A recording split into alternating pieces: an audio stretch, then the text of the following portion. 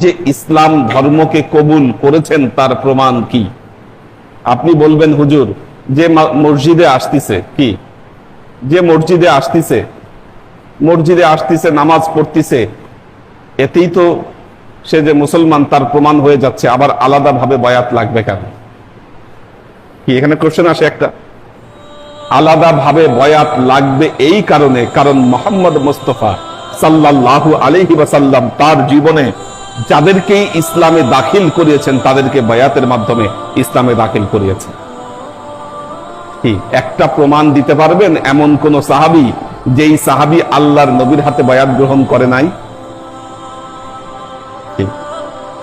আপনারা কালেমার দায়াত মানুষকে দেন, কালেমা গ্রহণ করবে কিসের মাধ্যমে?